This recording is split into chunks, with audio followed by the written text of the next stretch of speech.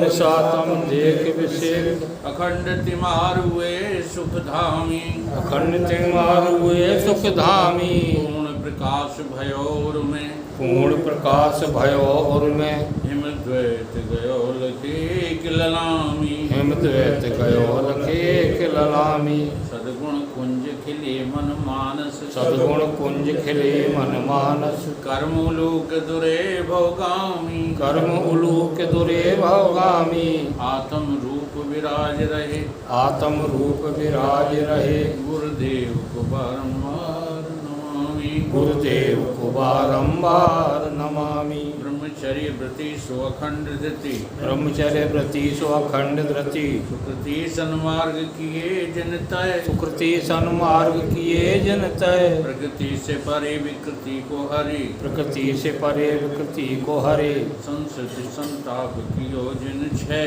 संसति संताप की हो जिन छय जगती में जितेंद्र करी जागृति जगती में जितेंद्र करी जागृति निर्मल सद ज्ञान दियो निर्भय निर्मल सद ज्ञान दियो निर्भय श्रोता समाज सभी बोलो श्रोता समाज सभी बोलो श्री सतगुरुदेव भगवान की जय श्री सतगुरुदेव भगवान की जय श्री सतगुरुदेव भगवान की श्री सतगुरुदेव भगवान की जय।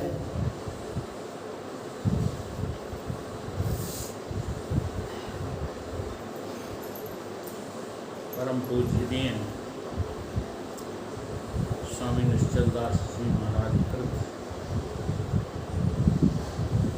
विचार सागर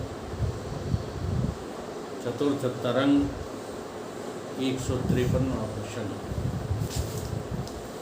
प्रश्न खड़ा होता है, जन्म मरण आदि आदिक संसार दुख का हेतु है। इस संसार में जो कुछ भी है वो सब दुख का हेतु है। जो कुछ भी है यहाँ सब दुख रूप है, यहाँ कुछ भी सुख रूप है ही नहीं। इसलिए शिष्य कह रहा है, गुरुदेव इसकी निवृत्ति का उपाय बताओ, इससे हमें मुक्ति कैसे मिले, इससे हम कैसे निवृत्त हो पाए। ये दुख रूप है संसार। और देखो, जब तक तुम्हें दुख रूप नहीं लगेगा तब तक तुम इसकी निवृत्ति के बारे में प्रश्न नहीं करोगे। ये आप लोगों का चुप बैठे रहना, प्रश्न न करना, इस बात का घोतक है कि तुम ऊपरी मन से जो है, सचेतन मन से कितना भी कहो कि नहीं अब तो हमें भगवान चाहिए, संसार नहीं चाहिए, लेकिन कहीं ना कहीं अवचेतन मन में आप संसार की चाहत को लिए ही फिरते रहते हो, क्योंकि संसार की चाह ही अचाह पद में नहीं पहुंचने देती। बीज रूप जो है संसार की वासनाएं हमारे हृदय में विराजमान रहती हैं। तो अब इन दुखों की निवृत्ति, संसार की निवृत्ति पूछ रहा है शिष्य, कैसे? जग यद्यपि मिथ्या गुरुदेवा, तथाप मैं चाहूँ तेहि छेवा, स्वप्न भयानक जाको भाषे, कर साधन जन जिम हित जिम तिह नासै, याते भय जाते जग हाना, सो उपाय भागो भगवाना, तुम समान सतगुरु नहीं आना, श्रवण फूंक दे वंचक, तुम्हारे समान कोई सतगुरु नहीं है। कनफुक्का जो है गुरु, ठगने वाले गुरु हमको नहीं चाहिए। आप सतगुरु है, हमारा कल्याण करो।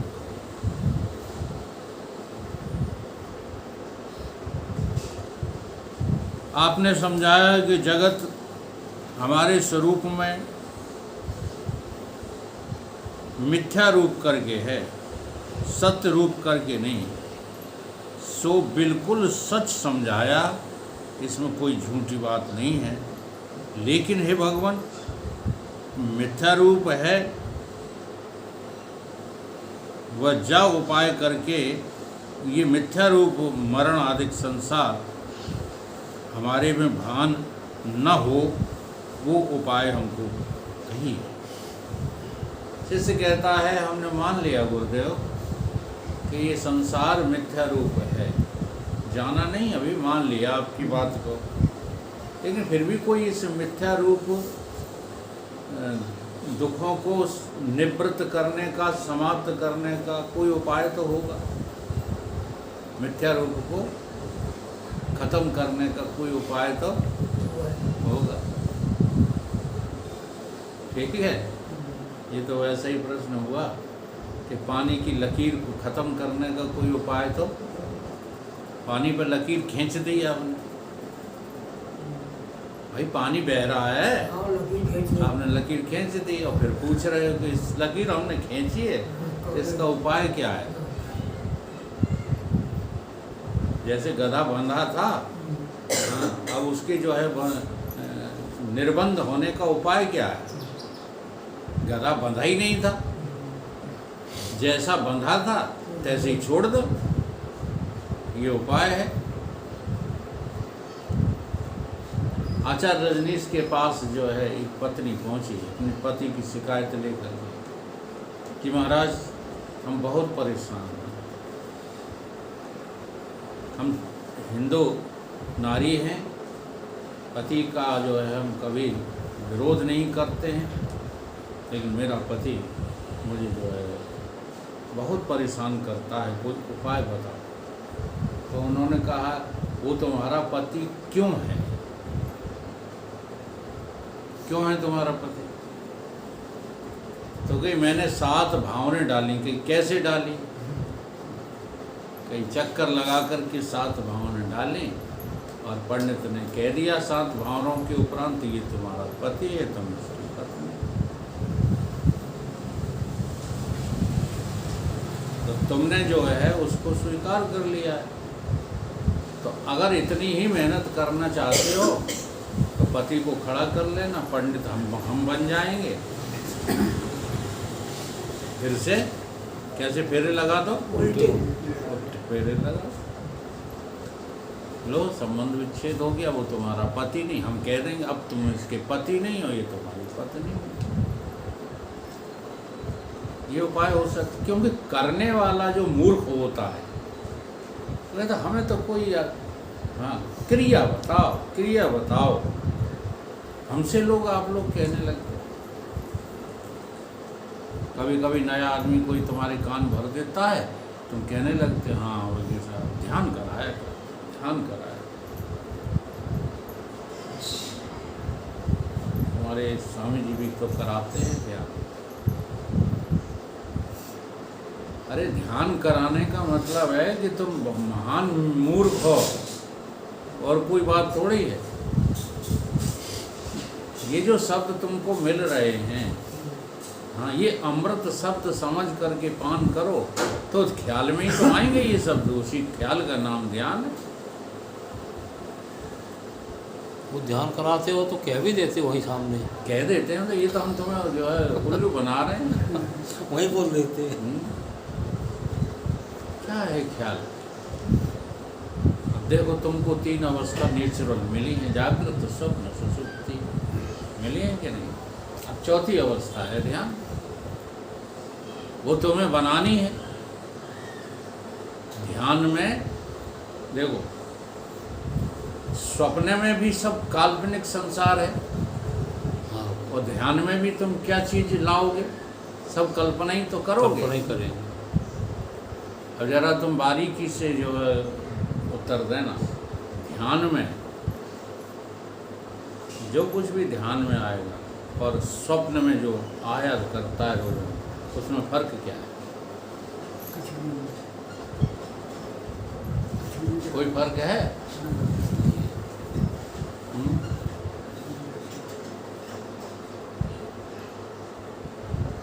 कोई फर्क है क्या सपने में और ख्यालों में, ध्यान में?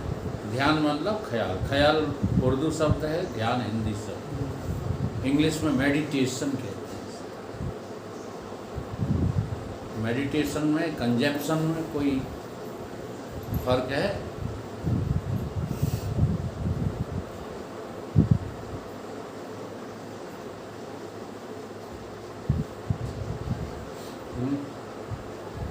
अर्धनिद्राण होता है जी, हम जागते करते हैं वो अर्धनिद्राण होता है स्वप्न।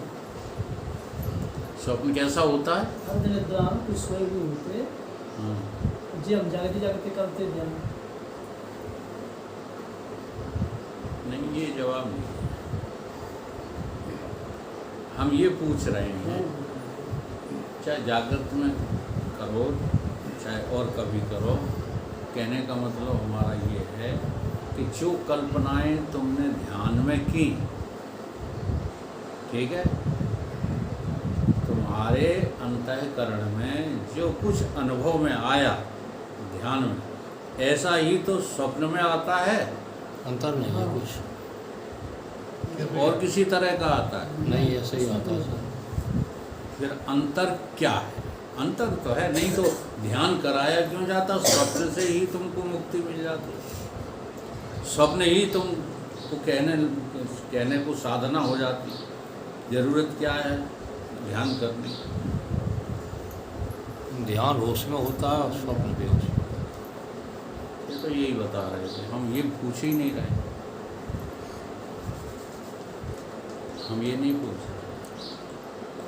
भले होश में होता है, वैसे होता नहीं है होश में। ये तो तुम नई परिभाषा बनाने के लिए काल्पनिक परिभाषा दे रहे हो। ध्यान कभी होश में नहीं होता। होश में केवल ज्ञान होता है, बाकी कुछ नहीं होता होश में। जिस दिन आपको होश आ जाएगा उस दिन आपको ज्ञान हो जाएगा, तब तक तो आप बेहोश ही हो, होश में हो। या निशा सर्वभूतानि तस्याम जागृति संयम यस्याम जागृति भूतानि सा निशा पश्यते मुनि। फिर ये श्लोक झूठा हो जाएगा।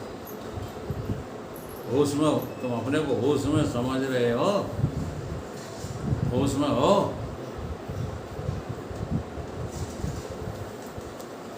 अंतर बताओ, बहुत माइन्यूट अंतर है। अब क्यों करते नहीं हो साधना, इसलिए पकड़ नहीं आता। ध्यान सचेतन मन से होता है, स्वप्न अवचेतन मन। बुद्धि चलाने से काम नहीं चलेगा, अनुभव से काम चलेगा। जब करोगे तो वो अनुभव तुम्हें स्वतः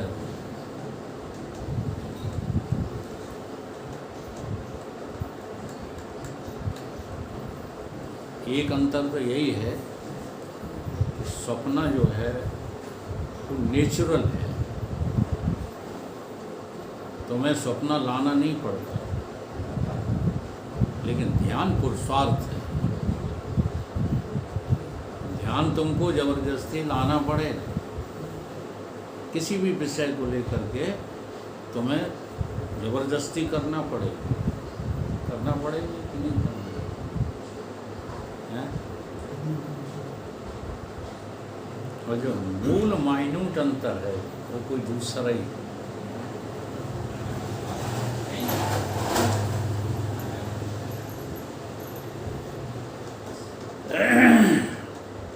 वो समझ में आ रहा है क्या? नहीं आ रहा। तो देखो, सपने को तुम तुरंत नकार देते हो। सपने को तुम क्या कर देते हो? तुरंत नकार देते हो। लेकिन तुम अपने ध्यान में आई वस्तु को नकार नहीं सकते। नकार के दिखाओ। सब्जी लेने के लिए जाना है, सब्जी लेने के लिए जाना है, कौन सी सब्जी लाना है ये ख्याल किए बिना चल दिए कि ख्याल किया? फिर लाओगे क्या? ख्याल तुरैया का किया, लाओगे ढेंढस?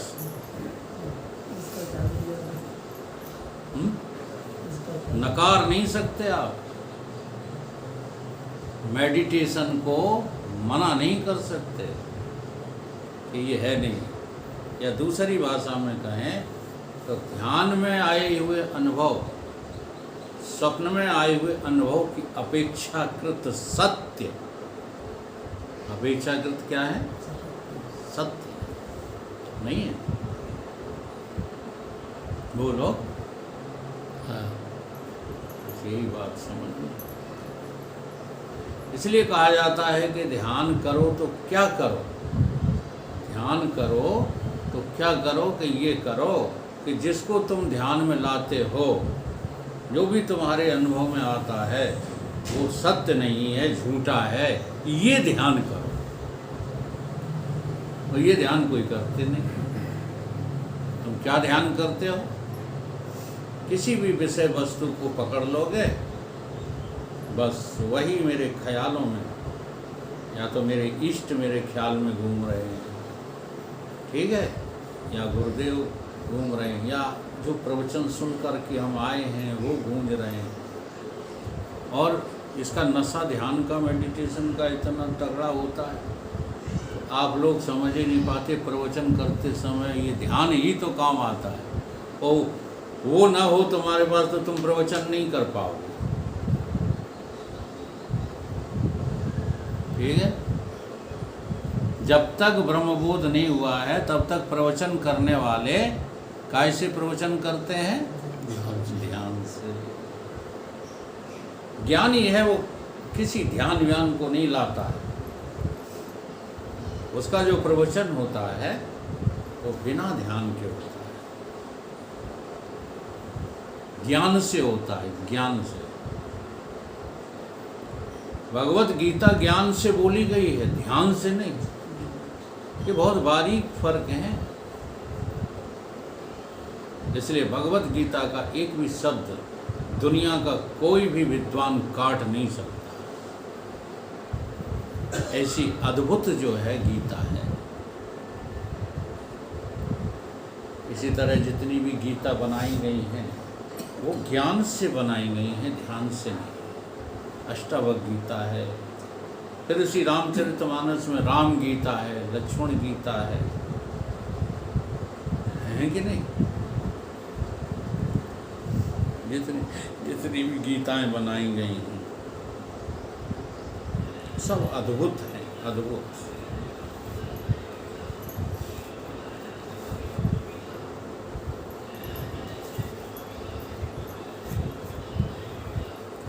तो मिथ्यारूप करके जा उपाय से ये निवृत्त हो सके कि वो उपाय बताओ। शिष्य उपाय पूछ रहा है। आपने कहा कि मिथ्या की निवृत्ति के वास्ते साधन नहीं चाहिए। सो वार्ता भी हमको सही लगी। मिथ्या की निवृत्ति के लिए कोई साधन नहीं चाहिए। जैसे अंधेरा आपको भगाना है तो सूप चाहिए, डलिया चाहिए, चाहिए नहीं। अंधेरा भगाने के लिए क्या क्या साधन चाहिए? प्रकाश चाहिए। कोई साधन नहीं चाहिए। ऐसे ही गुरु से कह रहा है शिष्य कि इस मिथ्या जगत को निवृत्त करने के लिए कोई साधन की जरूरत नहीं। ऐसा आप ही ने हमको बताया है। हाँ, तुम्हारा माल तुम ही को वापस कर देते हैं। चेला लोग ऐसे ही होते हैं।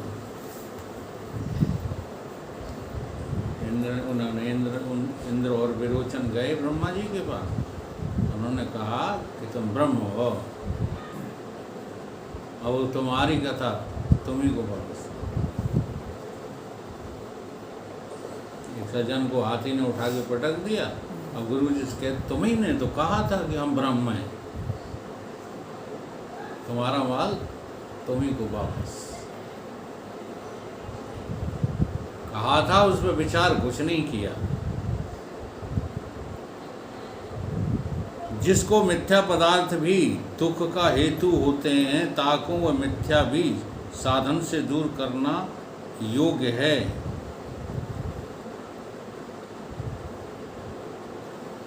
जैसे किसी पुरुष को प्रतिपादन भयानक स्वप्न आवते हो में सो मिथ्या भी हैं, परंतु तिनके भी दूर करने को जप और पाद प्रक्षालन आदि नाना साधन अनुष्ठान किए जाते हैं।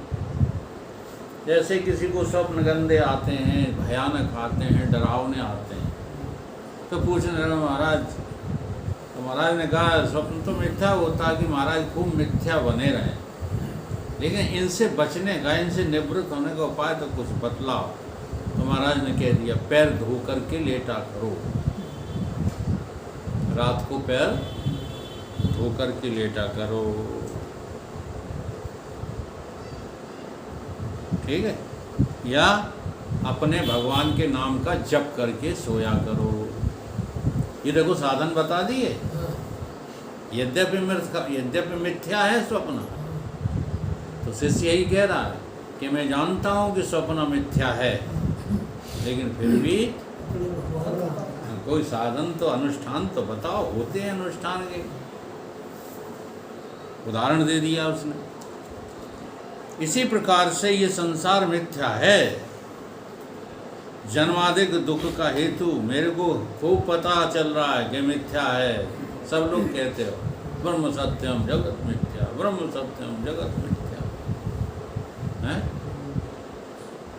धोबिन की लड़की से भी पूछ लेना जाकर, वो भी क्या कहेगी, जगत है नहीं। जस पूछो सो मुनि यस कही, चाहे जिससे पूछो जाकर। केवल मरघट में ही नहीं, वैसे भी बात करने में ब्रह्म ज्ञान बिन नार नर करे न दूसर बात। कुछ है नहीं संसार में, कुछ है नहीं, परंतु बेईमान कहीं के लगा तो उसी में है, और संसार में कुछ है ही नहीं।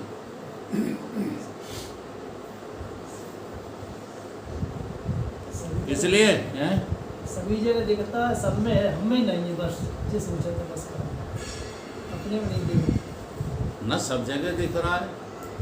तो केवल सुनी, वो हमारे गुरु बाबा कहते थे, कुकर सो घूसत फिरे, सुनी सुनाई बात। ऐसा थोड़ी है जो कहते हैं ना सर्व जगह हरि सर्वत्र है, वो समझ के थोड़ी कहते हैं। मतलब सुनी सुनाई बात जो है कुकर की तरह भूंजते फिर। समझना कोई आसान काम है। सारी दुनिया में ये जो है वार्तालाप चल रही है। हाँ, जहाँ खड़े हो जाओ वहाँ आप आजमा के देख लो। तुम दो आदमी चर्चा कर रहे हो, काएगी भगवत चर्चा, दो और खड़े होकर बोलन लगेंगे, चाहे कुछ भी नहीं आता जाता, अपने आप ही आपको पूछे जाएंगे। इसकी वजह यही है, घोर अज्ञान। घोर अज्ञान ही तुमको मजबूर कर दे रहा है। ज्ञान तो हमें भी, हम नहीं जानते ईश्वर क्या है।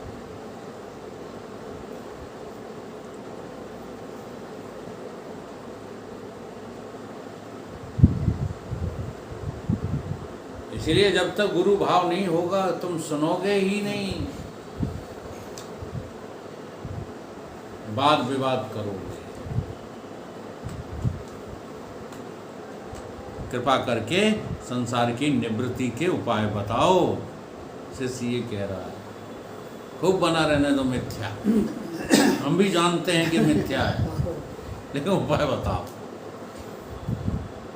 गत प्रश्न का उत्तर, आत्मा के अज्ञान से जगत की प्रतीति होती है, उसकी निवृत्ति के लिए उपाय केवल ज्ञान है और कोई उपाय नहीं। ले 100 बातन की एक बात कह दी गुरु ने।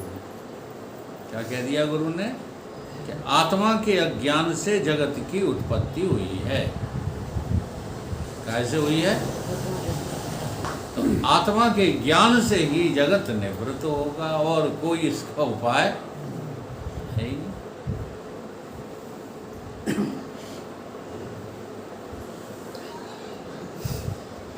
तुमने माता पिता आदि भिन्न भिन्न गुरुओं के कहने से जगत के आचरण शुरू किए हैं। तो एक ही उपाय है, गुरु आज्ञा का पालन करो। हजारों गुरुओं ने तुम्हें फंसाया है, उसमें ईश्वर भी शामिल हो गया था। अब गुरु रूपी जो है सतगुरु रूपी छाया तुमको यहाँ से निकालेगी। बस उसकी आज्ञा का पालन। गुरु की सेवा, केवल गुरु की आज्ञा और कुछ नहीं। गुरु की सेवा वो भी सेवा है, हम मना नहीं कर रहे। ज़्यादा बड़े वेदांती न बना करो। गुरु की तकलीफें नहीं दिखाई देती किसी को, गुरु का ज्ञान सबको दिखाई देता है। एक बार जो है युग पुरुष जी से पूछा गया, महाराज आपके आश्रमों के उत्तराधिकारी तो हमको अनेक दिखाई दे रहे हैं, आपके ज्ञान के अधिकारी कितने हैं?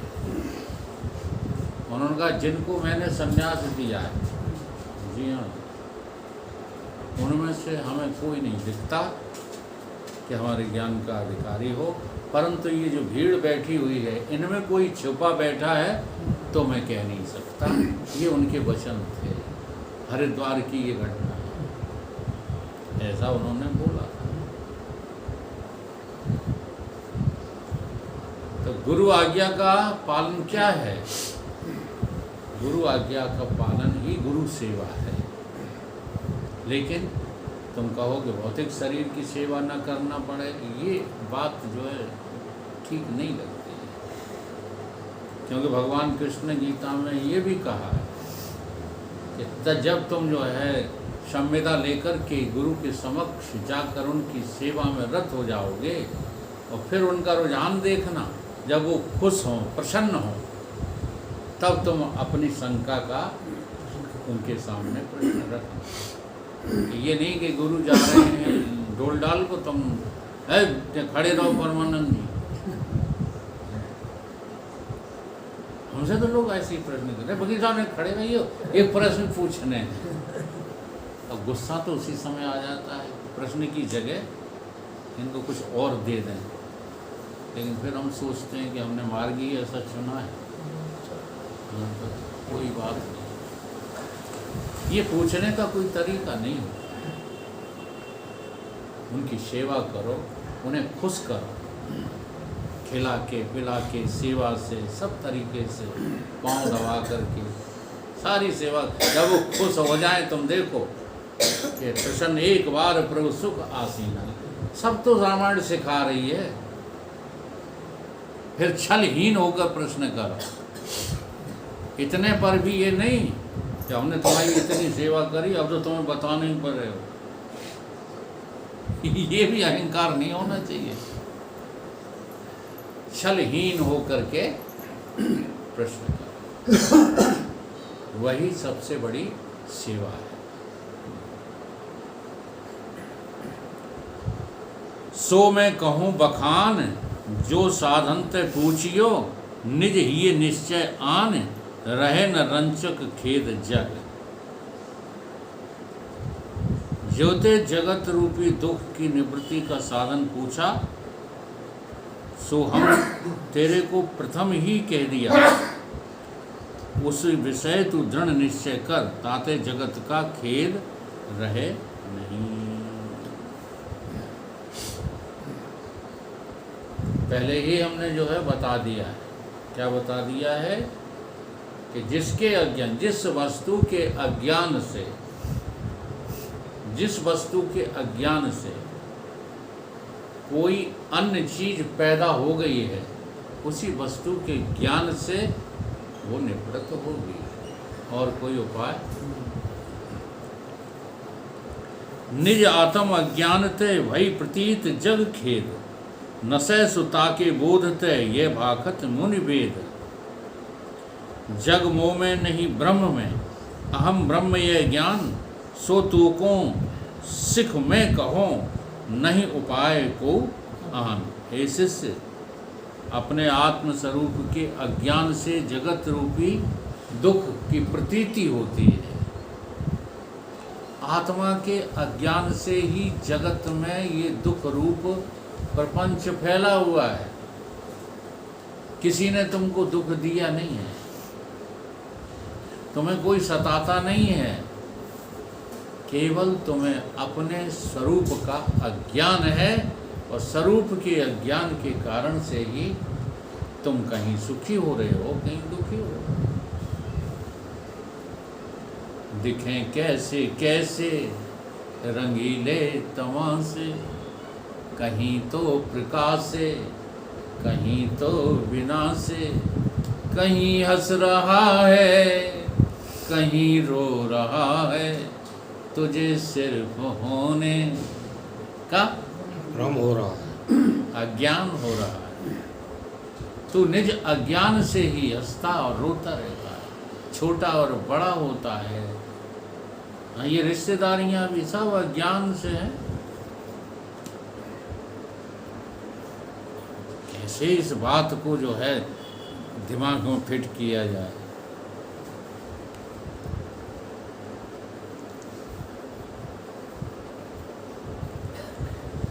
जो वस्तु जाके अज्ञान से प्रतीत होवे उसी के ज्ञान से मिट जाती है, ये नियम है।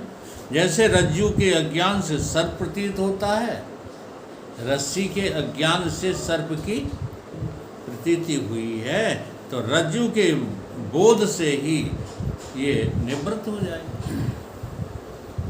जही जान है जग जाए हिराई, देख लो, यही जान है, यही जान है। क्या जानने से? जिसके अज्ञान से। यही जान है जग जाए हिराई, जागे यथा स्वप्न भ्रम जाए। स्वप्न में लड़ाई, स्वप्न में मारकाट, स्वप्न के दुख सुख, ये कब चले जाते हैं?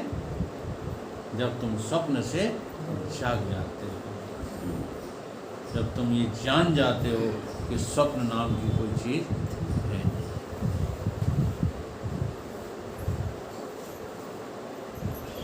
सो आत्मज्ञान हमने पहले ही कह दिया है। जगत तो मेरे विषय तीन काल में है ही नहीं, आपके आत्मा में। आप बस यही फैसला जो है कर लो। आए को महीनन पढ़ो, फैसला कर लो। तुम आत्मा हो कि शरीर हो?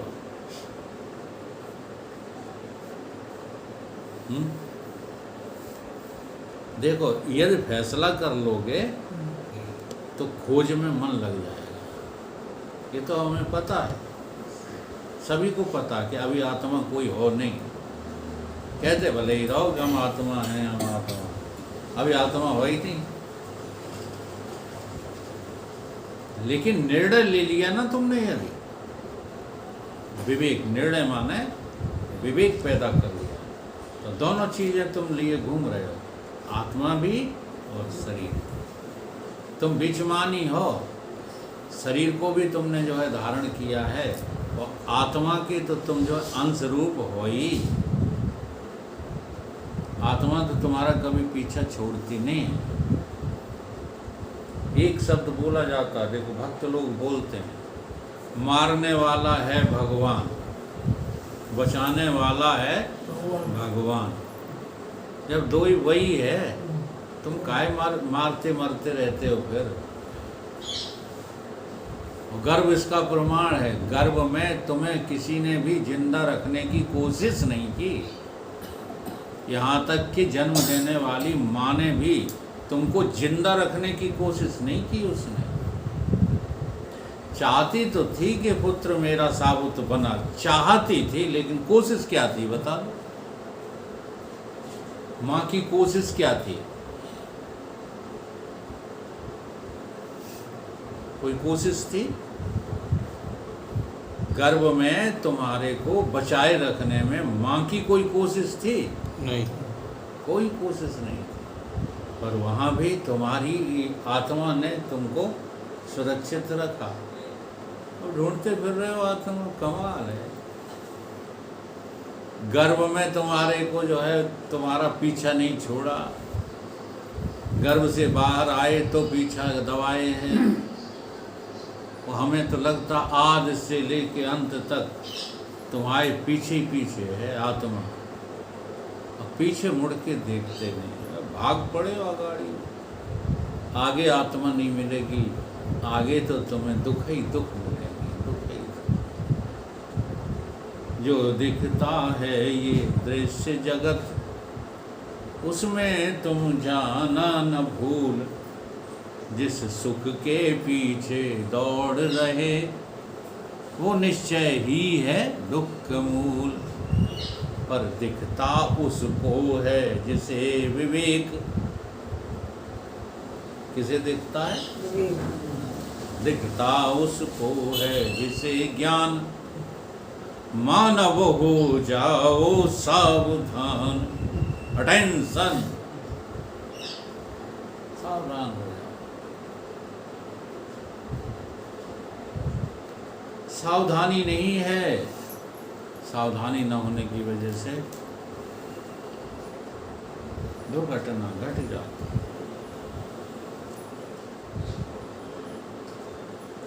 सावधानी न होने की वजह से तुम मर जाओगे, सावधान हो जाओ तुम्हें कोई मार नहीं सकता। कैसी बड़ी विडंबना है। फिर भी हम सावधान नहीं होते। सारे ऋषि मुनि चिल्ला रहे हैं सावधान। चौराहे पर संत सिपाही, हरी लाल झंडी दिखलाई, पर खतरे को देख न पाते, होता एक्सीडेंट। सब सावधान कर रहे हैं तुमको, तुम असावधानी छोड़ते ही नहीं।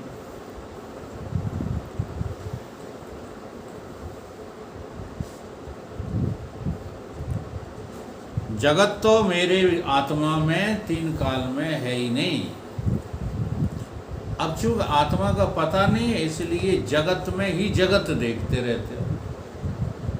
तो गुरु ये भी कहते हैं कि जगत रहियो, हाँ, जगत में जगते रहे।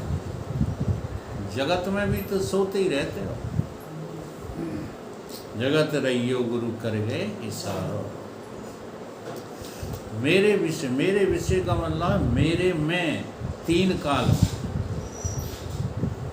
जगत नाम की चीज है। कैसे अनुभव करोगे इसका? तो दृष्टांत के अलावा और तुम्हें समझाने के लिए कोई चीज है नहीं, परंतु तुम दृष्टांत को समझ के उसी को पकड़ लेते हो। इसलिए एक संप्रदाय खड़ा हो गया बहुत बड़ा। किसी ऋषि मुनि ने मिस्री का डेले का दृष्टांत दिया होगा। ऐसे जो है रख दिया शक्कर का डेला, फिर कहा देखो इसमें से बतासे निकले। निकलते ही और कहां से निकलेंगे? इसी में से बर्फी निकली, इसी में से गुलाब जामुन निकला, कहते हैं। पर ये किसी में से निकला नहीं, इसलिए सर्व मिठाइयों का बाप मिश्री जन्मदाता मिस्री मिस्री मिस्री मिस्री ही ब्रह्म है। एक संप्रदाय कहता है मिस्री क्या है। ऐसी अकल खराब हुई उस संप्रदाय की, और छोटा मोटा नहीं है वो संप्रदाय, बहुत इंडिया में बड़ा संप्रदाय छा गया है वो। और इतने विद्वान मिलेंगे उसमें कि अच्छे अच्छे तुम्हारे सनातनियों की खटिया खड़ी कर देते हैं। हमसे भी एक टकरा गया। कहाँ की घटना है? नहीं, लाहौरी वे तो जो है छोटे मोटे अपने वैसे ही थे। बहुत बड़ा विद्वान था वो भाई साहब। उनके संप्रदाय में उसका फर्स्ट नंबर या सेकंड नंबर है, बतासा से करते पूरे हिंदुस्तान में जाता है वो। लाहौरी में, लाहौरी लाहौरी में उसका प्रवचन था। गाजे वाजे के साथ बोलता था वो। तो इतनी बुरी तरह धोया कि उसे कह के जाना पड़ा। नतमस्तक हो गए है नतमस्तक हो रहा हूँ मैं मंच से। हाँ, इस लड़के को, क्योंकि मेरे से तो उम्र में बहुत ज़्यादा होंगे वो, और अब खैर लड़का नहीं रहा हूँ मैं, नहीं, तब तो लड़का ही था। कह के गया इस लड़के को मैं नतमस्तक होता। तो सच्चाई भाई साहब बहुत ऊंची चीज है। ये विद्वान नहीं लगते है सच्चाई के सामने, लेकिन अब सच्ची बात स्वीकार ही नहीं है। तो ये बात तो ठीक है कि सर्व वस्तुओं का, सब मिठाइयों का अधिष्ठान क्या है? मिश्री है। लेकिन मिश्री अधिष्ठान जड़ है कि चेतन? और बस ये कोई नहीं समझता। तो अधिष्ठान जड़ वस्तु जहाँ है, ये विचार सागर का दोहा तुम्हें जिंदगी भर काम आएगा। अधिष्ठान जड़ वस्तु जहाँ है, ताते दृष्टा भिन्न वहाँ। वो दृष्टा नहीं हो सकता, वो चेतन नहीं हो सकती मिश्री। लेकिन हमको मिट्टी का उदाहरण दो तो हम मिट्टी को पकड़ लेते हैं। हाँ, जिसका भी उदाहरण दो बस उसी को पकड़ के हम ज्ञानी बनने लगते हैं। नहीं, ये दृष्टांत केवल समझने के लिए होते हैं, और समझने के बाद दृष्टांतों का कर दिया जाता है त्याग। उनको अपनी विद्वता में नहीं समेटना चाहिए। वो तुम्हारी विद्वता के हेतु नहीं है। तुम्हारी विद्वता तो तुम्हारी अनुभूति है। अगर तुम अपनी अनुभूति से जो है किसी को समझाओगे तो वो ज़्यादा फलदायी होगा, अपेक्षाकृत जो है दृष्टांत पकड़े रहने से कुछ नहीं होगा।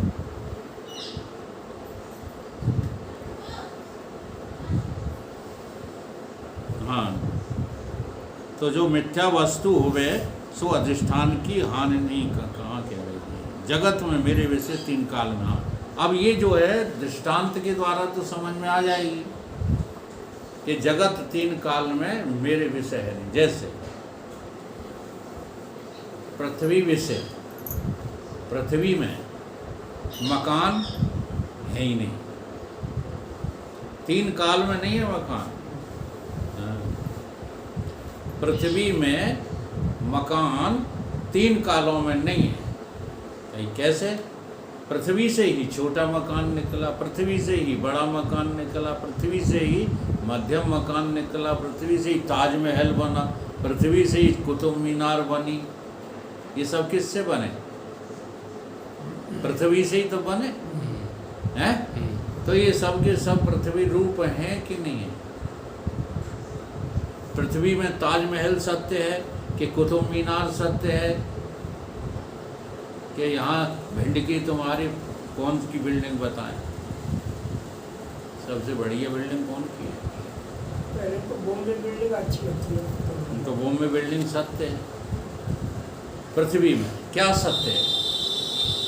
ये कुछ भी पृथ्वी में सत्य नहीं है, सब कुछ झूठ और मिथ्या है। पृथ्वी में तीनों कालों में देखो, जब पृथ्वी में नहीं बने थे तब भी पृथ्वी तो थी, लेकिन मकान नहीं थे।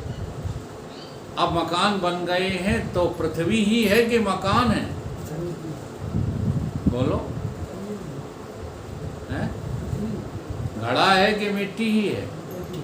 घड़ा बन जाने के बाद क्या है? घड़ा है कि मिट्टी है? देखो दृष्टांत में सब बात समझ में आ गई। और घड़ा मिट गया तब क्या है? मिट्टी है। तो तीनों कालों में घड़ा था? तो यही तो कहा जा रहा है, तुझ आत्मा में। अब इसे न पकड़ो, दृष्टांत को न पकड़ो, बल्कि अनुभव करो कि तुझ आत्मा में ये शरीर आदि, प्रपंच आदि 3 कालों में है कि नहीं है?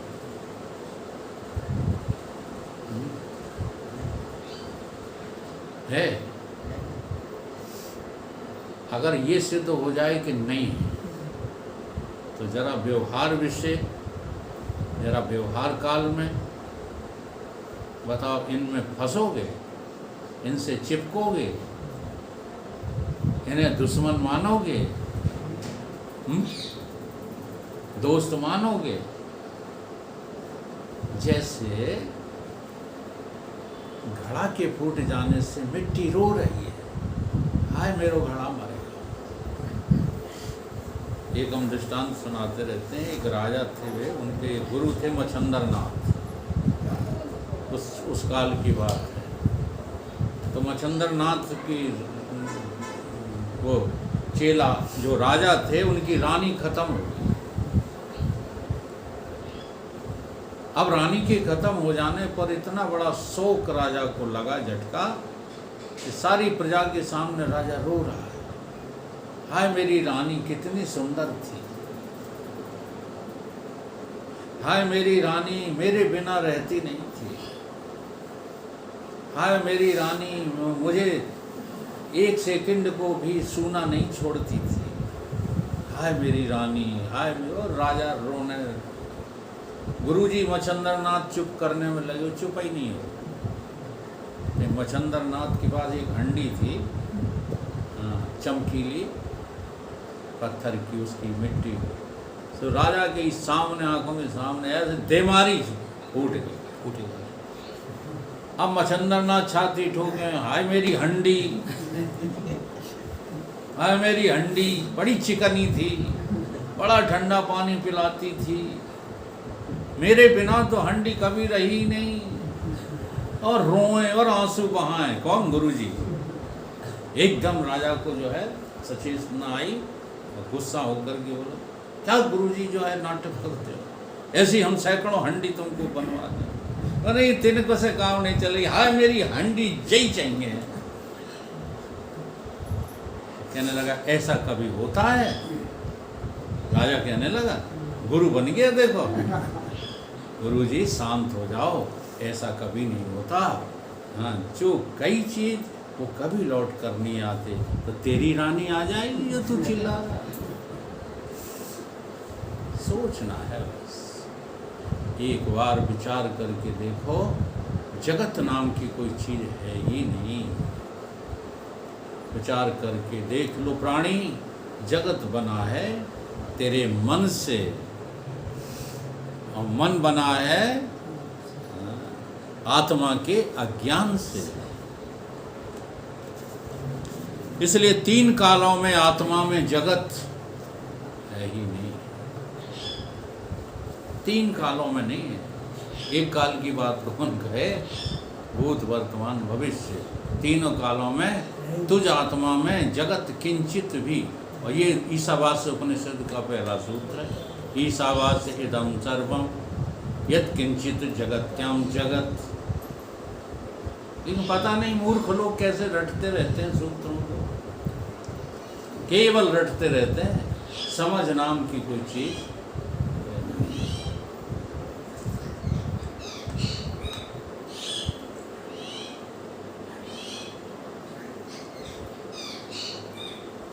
तीन कालों में है ही नहीं, क्योंकि जो मिथ्या वस्तु होती है सो अधिष्ठान की हानि नहीं कर सकती। कोई घड़ा हम मिट्टी को कभी समाप्त नहीं कर सकता, मिट्टी को छू तक नहीं सकता, और छू भी नहीं सकता कोई घड़ा मिट्टी को। घड़े से कहो कि मिट्टी को पकड़ के लाओ, तो घड़ा कहेगा कि मिट्टी को पकड़ने गए तो हम खुद मिट्टी हो जाएंगे। दो के एक संग होए वो आलो। हाँ। अगर हम मिट्टी को लेने गए तो फिर हम नहीं रहेंगे, मिट्टी ही रहेगी। ठीक है, ऐसे जानत तुम्हें, ये चौपाइयाँ रटने की नहीं है, ये जीवन में जो है उतारने की हैं, समझने। जब तक तुम ईश्वर नहीं हो, जब तक तुम ब्रह्म नहीं हो, तुम राम नहीं हो, समझ रहे हो, तब तक ये मत कहो कि हमें ज्ञान है, तब तक ये मत कहो कि हम भगत हैं। वो नहीं है तुम अपनी वासना के पुजारी हो और कुछ नहीं। आज सारे जगत में ये वासना की पूजाएं हो रही और अपने अपने झंडे लिए घूम रहे हैं। एक हो गए राम भद्राचार्य जगत गुरु, हमें नहीं लगता वो तुम्हारी कसम जो है, क्या कहना चाहिए, कौन सी गली है इनकी, ढाई मोहल्ला के गुरु नहीं लगते। जगत गुरु बना फिर रहा है। अभी यही वीडियो को नेताओं के हाथ में लग जाए, फिर पकड़ के जो है, चलो ये कौन है जो हमारे जगत गुरु को इस तरह बोल रहा है। शर्म नहीं आती इनको, जनता को बेवकूफ़ बनाते हुए। सच्ची बात बताने की हिम्मत ही नहीं है, जानते ही नहीं, बताएंगे क्या। यहाँ हमने इनको सुना, खनेती में एक बार आए थे, कह रहे सीता हमारी बिटिया है, हम उसके ससुर हैं। अंधरा की बिल्कुल जो है नस गई। और जगत गुरु बना घूम। वो तो हमारे महाराज श्री का शरीर अब वृद्ध हो गया है, नहीं ऐसे लोगों को जो है ऐसा धोया करते थे महाराज जी। तो हमारे ये योगानंद जी को एक बार जलसेना में बुरी तरह धो डाला। ये भिंड के लिए विद्वान है बस, आगे कहीं इनकी विद्वता चली थोड़ी है। योगानंद जी एक भी शिष्य इनका तुम पकड़ के ला दो, हाँ, जिसने कोई भी किसी भी तरह का अनुभव अपनी ज़िंदगी में हासिल किया, एक भी नहीं मिलेगा इनको। तत्वानंद जी वहाँ देखो आश्रम की रोई रोई के मर गया, कहाँ चले, पंजाब चले गए जन कहाँ। ऐसे और भी शिष्यों के सब 12 वाट, क्यों भी खुद 12 वाट थे। यहाँ एक चीज़ बहुत चलती है अपने हिंदुस्तान में, अब उसी के सब शिकार हो गए। जैसे ठाकुरों के बाबा हैं तो ठाकुर धर लेंगे जाकर, खुल्लाएँ करें गेंद की नाई, मगर उसी वजह से इनका नाम हो गया और कुछ नहीं। और ब्राह्मणों को बाबा मिल जाए कोई तो आजकल जो इनको आगे बढ़ाने में किसका हाथ है पता है? ब्राह्मणों का। बागेश्वर महाराज को इतनी प्रसिद्धि मिली है ब्राह्मण जाति की वजह से। तो ये अपने क्षेत्र में बहुत बड़ी कमी है। ठाकुरों को कोई मिल जाए तो हरे फिरेंगे, चाहे फिर वो कैसा भी चरित्रहीन क्यों ना हो। हाँ, जरा कोई नाम वाला आदमी मिल जाए फिर उसको धर लेंगे और बड़ा नाम करवा देंगे। इससे जो है ब्रह्म ज्ञान नहीं होता। सच्चाई को स्वीकार करने से ही हमारी बुद्धि में परिवर्तन आएगा। जैसे अब उदाहरण दिया है, जैसे मारीचिका का जो जल है सो पृथ्वी को कभी गीला कर सकता है? नहीं। गर्मियों के दिनों में हजारों मील तक देखो जल ही जल नजर आता है।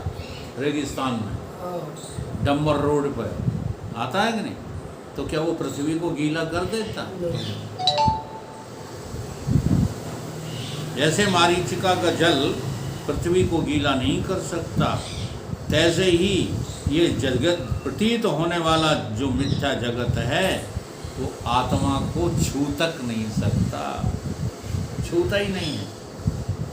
क्यों?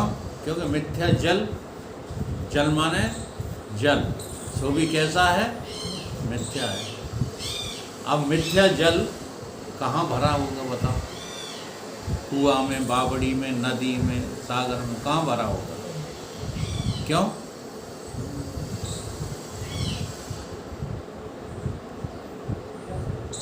बंध्या को पुत्र कहाँ रहा था?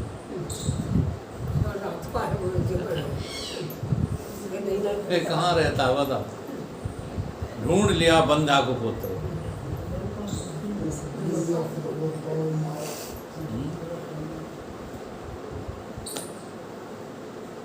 बंध्या को पुत्र और गंधर्व नगर में त्रिषित भयो।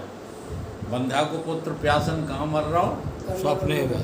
देखो पहले तो बंध्या को पुत्र और ऊपर से जो है स्वप्न में, कहाँ जागृत में सो भी नहीं, स्वप्न में प्यासन मर रहा है। और पहुंचो जब नदी के तट पर जब पहुंचो तो रस्सी के सांप ने डस खायो। वो नदी भी वो मृग तृष्णा वाली है। हाँ मृग तृष्णा की नदी, मृग तृष्णा की नदी में स्नान के हेतु गया तो किनारे पर कौन बैठा था?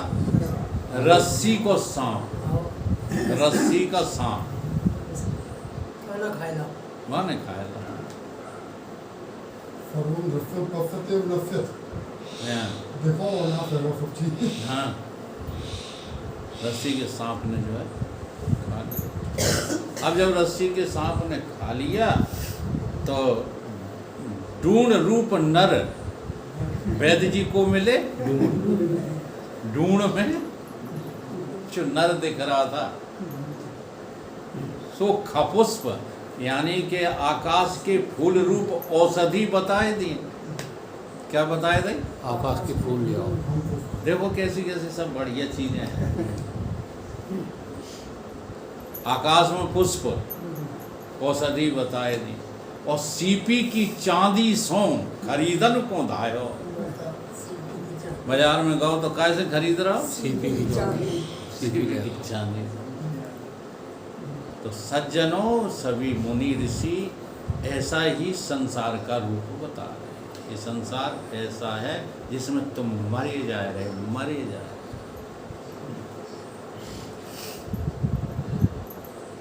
छोटा सा स्वप्न है, इस स्वप्ने को स्वप्न समझ करके जाग जाओ तो तुम पुरुषार्थी हो। और इसी में बहते रहे तो डूब जाओगे। तो ये कुछ भी आत्मा की हानि नहीं कर सकते। इनमें कोई समर्थता नहीं है जो आत्मा को छू भी सके। मैं सतचित आनंद रूप ब्रह्म स्वरूप हूँ, ऐसा जो निश्चय और उसी का नाम ज्ञान है। मैं कौन हूँ? सत। सत माने जिसका नाश नहीं। चित, चित माने जो सत है ना, बस वही तो हमको लग रहा है। उसका नाम चित है। और जो है लगता रहता है उसी को हम सुख समझते रहते हैं। तो हम आनंद को जो है खोजते रहते हैं। सत्य चित आनंद, यही मेरा क्या है? आत्म स्वरूप है। और इसी का निश्चय कर लो बुद्धि में कि यही मैं हूँ, यही मैं हूँ। बस सोई तुम्हारे संसार में अरुचि होगी।